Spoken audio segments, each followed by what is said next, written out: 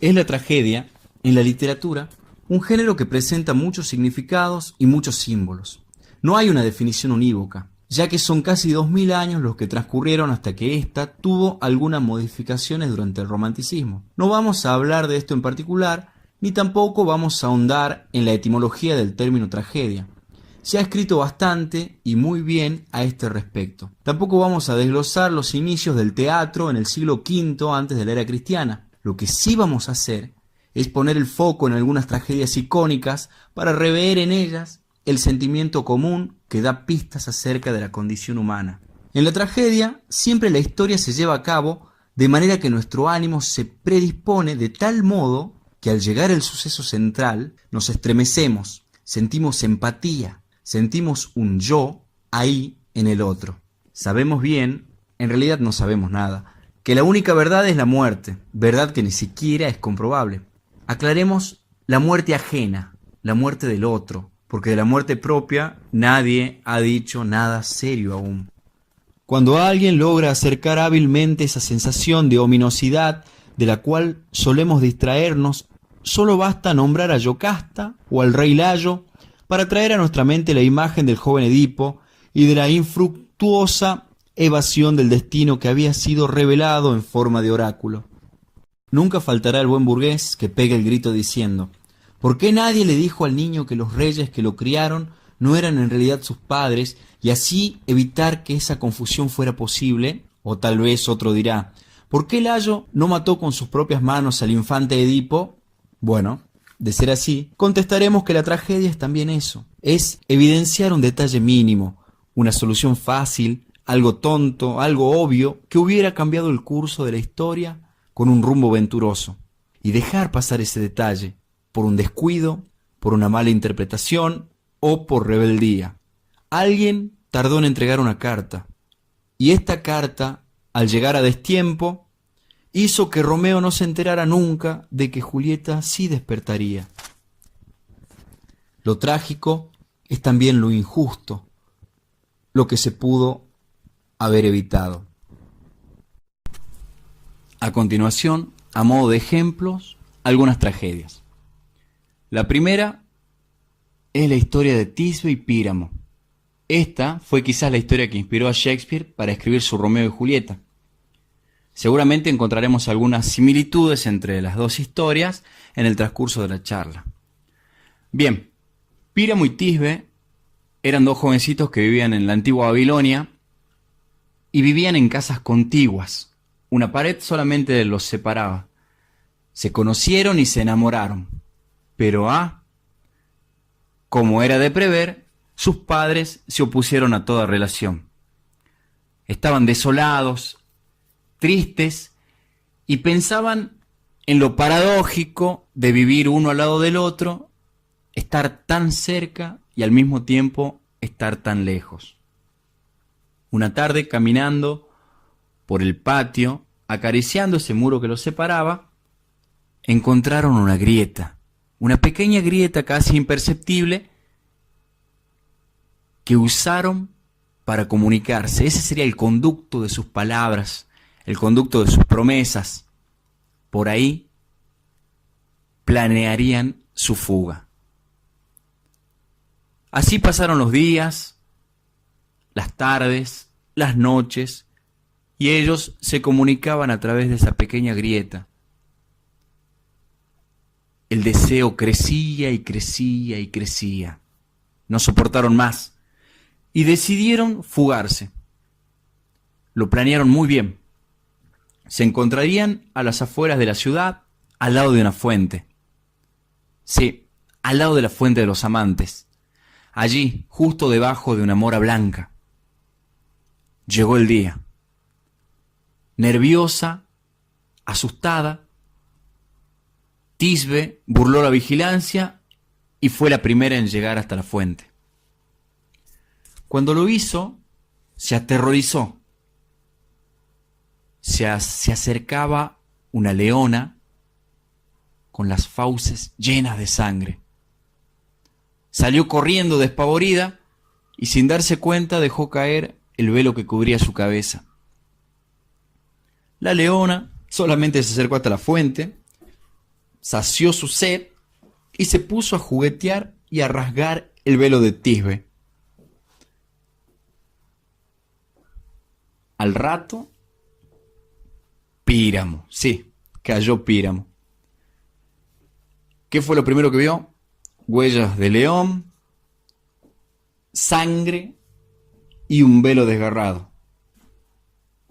Palideció, lloró, sacó el puñal que tenía en su cintura y se suicidó. No soportó el imaginar de que su amada, por culpa de su retraso, había sido devorada por la leona.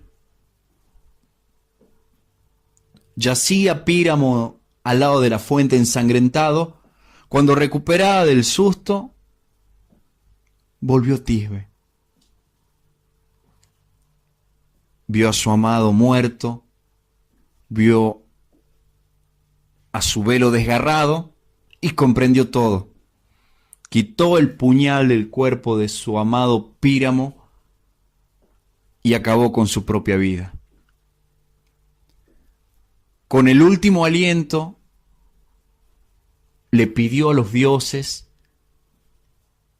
que los dejara descansar juntos en la eternidad.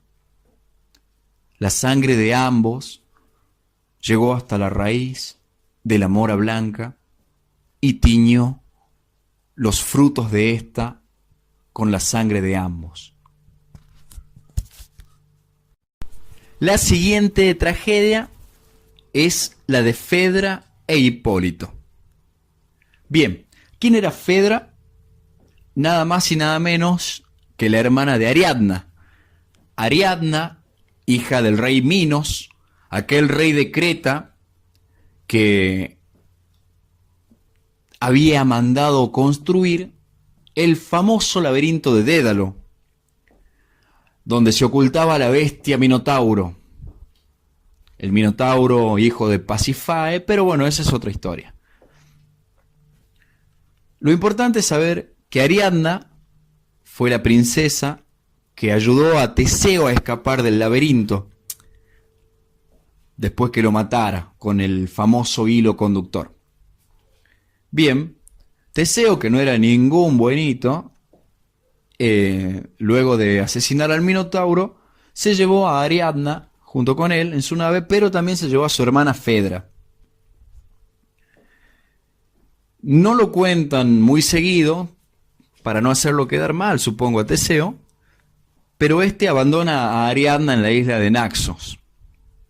No le va tan mal tampoco a Ariadna, porque después ahí la encuentra el mismísimo Baco, Dionisios para los amigos, y se casa con ella. En fin, seguía en el barco Fedra, Teseo, pero también Hipólito. ¿Quién era Hipólito? Bien, habíamos dicho que Teseo era bastante calavera, y en una de las expediciones contra las Amazonas tuvo un hijo con Hipólita, y no tuvo mejor idea que ponerle de nombre Hipólito. Hermoso Hipólito y casto, era muy devoto de la diosa Artemis, a quien le había ofrendado su virginidad. Fedra, ahora mujer de Teseo, porque le gustó más que Ariadna, se había enamorado perdidamente de Hipólito. El joven Hipólito, sin dudarlo ni un segundo, declinó la propuesta amorosa de Fedra, pensando en su padre, obviamente. Y Fedra entró en cólera. Y en su interior decidió vengarse del joven Hipólito. ¿De qué forma? De una forma casi arquetípica y conocida. Se repite como con la mujer de Putifar, y esta, al ser rechazada, acusa al amado de haberla increpado. Pero todo se complica un poco más, porque Fedra, al acusarlo a Hipólito, lo hace por escrito en unas tablas y decide, como para redondear todo, suicidarse. Entonces, ¿cómo queda la situación? Hipólito acusado por su madrastra suicida y Teseo en cólera absoluta. Lo destierra y le pide a Poseidón que lo mate. Hipólito huye en un carro que se desboca y queda enredado con las riendas de los caballos que tiran para diferentes lados y muere destrozado. Después se entera Teseo por algunos de los sirvientes que la cosa no había sido tan así y se arrepiente. Pero nada puede devolverle la vida de su hijo Hipólito. La última de las tragedias de la que hablaremos hoy es la de Medea. Pero antes sería conveniente repasar un poquito la historia también para comprenderla mejor. Jasón era el capitán de la nave Argos, aquella nave que salió en búsqueda del vellocino de oro para el rey Pelias y que estaba tripulada por personajes célebres de la antigüedad clásica. Entre los argonautas estaban, por ejemplo, Heracles, Linceo, Cástor y Pólux. Si bien Jasón pudo llegar a Cólquide, allí donde el rey Eetes, y hacerse con el vellocino de oro, tuvo que pasar muchísimas dificultades. Corrió con suerte porque enamoró a nada más y nada menos que la hija del rey Eetes, que era una hechicera, la hechicera Medea, sobrina de Circe, otra hechicera conocida de la antigüedad clásica, de la cual tenemos noticias por medio de los viajes de Ulises. Bien, entonces Jasón, con la ayuda de Medea, se hace con el vellocino de oro, y cuando estos huyen, Medea tiene la sensata idea de descuartizar a su hermanito menor y tirar los restos dispersos en el camino para poder retrasar a su padre Eetes y el ejército que los perseguía. Así logran escapar, logran instalarse y vivir juntos. ¿Felices? No lo creo. Cuando Jasón hubo tenido algunos hijos con Medea, el rey Creonte le ofreció la mano de su hija, Creusa. Y Jasón, ni lento ni perezoso, aceptó casarse con ella y mejorar su estatus social. Nos preguntaremos qué pasó con Medea y con los hijos. Bueno, los abandonó a la buena de Dios o de dioses. Entonces Medea no soportaba esta traición, no soportaba los celos y planeó su venganza. Llamó a Jasón para suplicarle que volviera con ella, que se quedara en casa, y Jasón más o menos le dijo: agradecé que no te matan, si querés quédate acá y si no, vos fijate qué vas a hacer. Medea enjugó sus lágrimas y le dijo que lo comprendía. Está bien, viéndolo desde ese punto de vista, dijo Medea, entiendo, ojalá sean felices y muchas gracias al rey Creonte y a ti, querido Jasón, por la misericordia de dejarnos habitar estos lugares. Prometemos no molestarte, que tengas una hermosa boda. Jasón, sorprendido y contento, volvió al palacio. Medea, el día de la boda, preparó un hermoso vestido conjurado, que era para Creusa, y envió a los pequeños hijitos de Jasón para entregárselo. Llegado el momento de la boda, llegado el obsequio de Medea, Creúsa se vistió con este regalo que inmediatamente entró en ignición, incendiando todo el palacio, incendiando a Creúsa, incendiando a los hijos de Jasón, y el único que pudo salvarse, corriendo desaforado y saltando por una ventana, fue Jasón, que destruido por dentro fue en búsqueda de Medea. Medea se burló de él desde un carro tirado por dragones, elevó los cuerpecitos de sus pequeños y desapareció en el cielo. Jasón volvió a Corinto, se sentó debajo de lo que quedaba de la nave Argos, aquella nave gloriosa que le dio su gran renombre, y un pedazo de madera que cayó de ésta lo mató. Es inevitable, después de estas historias, preguntarnos si acaso no es lo irrevocable lo que nos conmueve. Las cosas suceden necesariamente así y no de otra forma. ¿Qué lo prueba? El hecho de imaginar que hubiera podido suceder de otra forma.